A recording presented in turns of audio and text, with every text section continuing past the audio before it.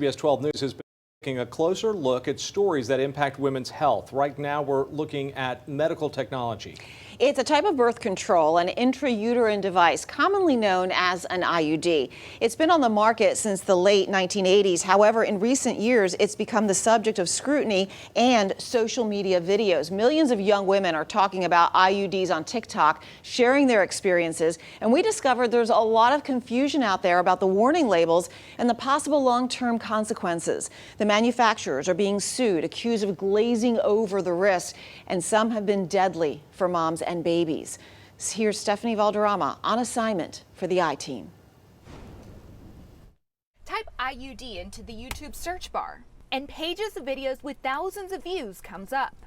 On TikTok, the IUD hashtag has more than 672 million views. Videos of doctors educating women about the product and even women reviewing the product for their peers. Thousands of women have reported serious health issues regarding their IUDs, while others say it's made their life simpler and better. I was like, oh, I found something that works. Gina Berg is a professional photographer in Lake Worth. Okay, perfect. New moms often book her for maternity and newborn shoots.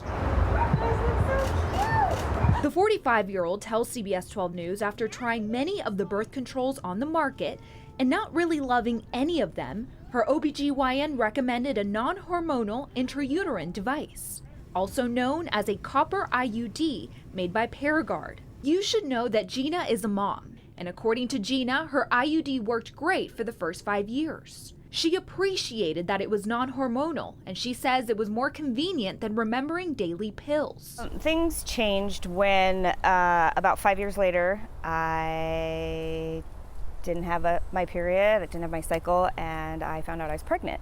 And I was like, oh, well, there's still that small chance that it can happen. And at this point, you still had the IUD in you. Yes. I mean, was that ever a concern? It was, and that's why immediately, as soon as I found out, I made an appointment with my doctor to go in. Even though the pregnancy was unexpected, Gina decided she'd embrace the idea of being a mom again. And soon she got excited about growing her family.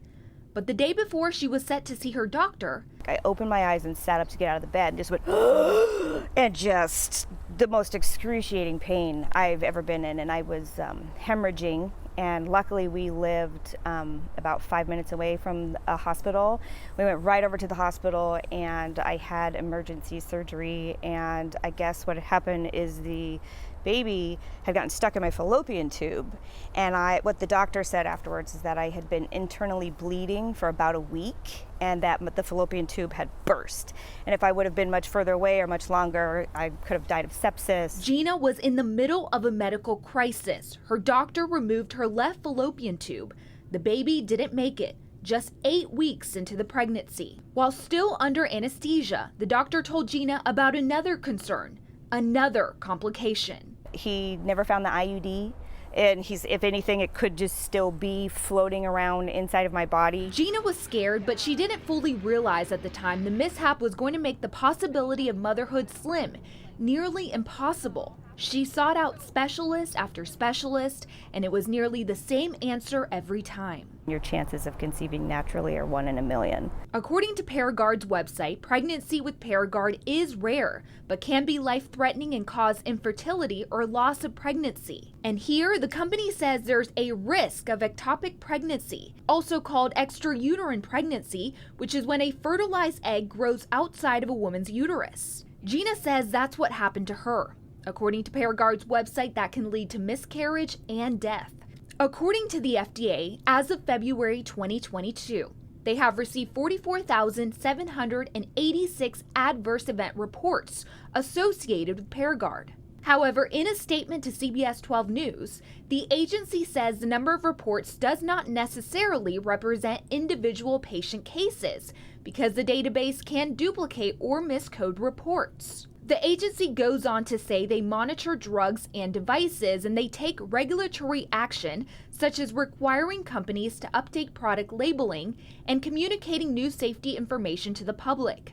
In 2019, Paragard did change the device's label to update information regarding breakage. But Fort Lauderdale attorney Marcus Sussin, who represents some of the women who are suing Paragard, says that was not enough. I can tell you that the allegations in the complaint that we allege that the warnings have been inadequate regarding the breakage of these devices. This isn't Sussin's first time bringing major drug companies to court. In 2018, he was appointed lead counsel in a massive civil case against the makers of eSure, a birth control device. The company eventually settled for $1.6 billion. What are those issues that you've seen? Sure, so the issues range anywhere from infections, perforations of organs, hysterectomies, infertility. But I'd probably say the most common one that I've seen in my clients is that when the arms break off, they need to go and have a subsequent surgery to go remove that broken piece. On Paragard's website, the company advises women that removal of its IUD is non-surgical, but needs to happen in a doctor's office. However, here, the company warns if the device does become stuck in the uterus, surgery will be necessary. Dr. Colette Brown-Graham is an obstetrician and gynecologist practicing in Wellington. She tells the I-Team she believes IUDs are safe and effective. It is an excellent form of contraception. Have you ever had a patient whose IUD broke in taking it out? Absolutely, that can happen. And what we do is we then schedule the hysteroscopy. Dr. Brown-Graham says she's seen more success with the product than mistakes. I was in college when I first had it placed. Olivia Svetich is on her second hormonal releasing IUD, a product called Mirena. It lasts between 3 to 6 years and according to the company is 99% effective in preventing pregnancy. This is my baby. The pill is not for me. I've got a crazy lifestyle. I, work 12, 13 hours a day, and if I'm not working, I'm, going to the gym, or I've got, other responsibilities. Before getting the medical device placed, Olivia spoke with her doctor, her mother, and even did her own research. I thought the pros totally outweighed any cons. Some of the cons, Olivia admits, getting the IUD placed, removed, and replaced. Well, I was given a warning the first time, like, oh, you're gonna be knocked out on your feet. Be prepared. I did have a lot of discomfort though when they replaced it. I was told, you'll be fine. And then I was not fine. Mirena is also being sued. Thousands of women claiming they were not properly warned about serious internal injuries linked to the IUD. Parent company Bayer offered settlements to some, fought others in court, and the litigation continues. But far from doctors, lawyers, and courtrooms, on social media an alarming and dangerous suggestion is trending that women can remove an IUD themselves at home. Doctors warn, don't even try it. But the I-Team discovered too many women are doing just that. Here's why. It can cost anywhere from $50 to $1,000 to have an IUD professionally removed, and some physicians refuse to remove an IUD they didn't place.